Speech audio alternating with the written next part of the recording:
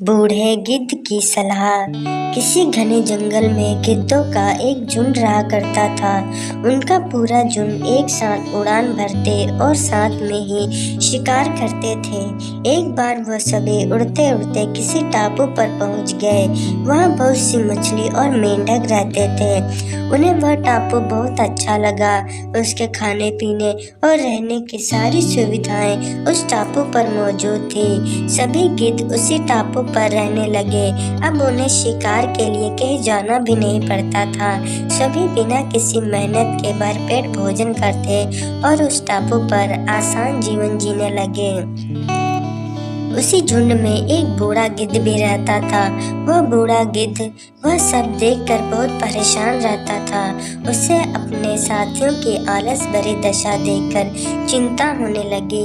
वह सभी गिद्धों को कई बार चेतावनी भी देता कि मित्रों, हमें फिर से शिकार के लिए उड़ान भरनी चाहिए ताकि हम अपना शिकार करने की कला को और भी मजबूत बनाए रख सकें। अगर ऐसे ही आलस करेंगे तो एक दिन हम शिकार करना तक भूल जाएंगे।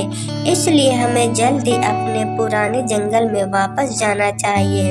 उस बूढ़े गिद्ध की सलाह सुनकर सभी गिद्ध हंसने लगे। यह उसका मजाक बनाने लगे।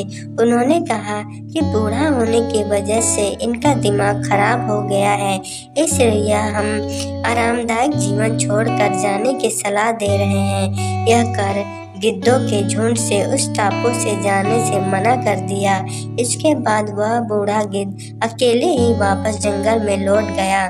कुछ दिनों के बाद उस बूढ़े गिद्ध ने सोचा कि बहुत समय हो गया, चलो उस टापू पर जाता हूँ और वहाँ पर अपने सगे लोगों और दोस्तों से मिलकर आता हूँ। वह बूढ़ा गिद्ध जैसे ही उस टापू पर पहुँचा, वहाँ की हालत देखकर वह हैरान रह गया। वहाँ का दृश्य बहुत भयानक था। उस टापू पर मौजूद सभी गिद्ध मर गए थे। वहाँ पर सिर्फ उनकी लाशें ही पड़ी थी।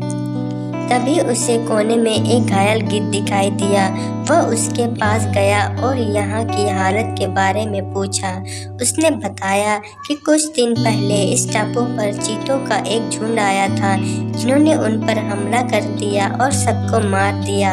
हम लोग बहुत समय से ऊंचा उड़ नहीं रहे थे, तो हम अपनी जान भी नहीं बचा सके। हमारे पंजों में उनके मुकाबला करने की क्षमता कम हो गई थी। उस घायल गिद्ध की बात सुनकर बूढ़े गिद्ध को बहुत दुख हुआ। उसने मरने के बाद बूढ़ा गिद्ध वापस से अपने जंगल में वापस चला गया। सीख: हमें हर हाल में अपनी शक्ति और अधिकारों की रक्षा करनी चाहिए। अगर आलस की वजह से अपना कर्तव्य करना छोड़ देंगे तो भविष्य में वह हमारे लिए घातक हो सकता है।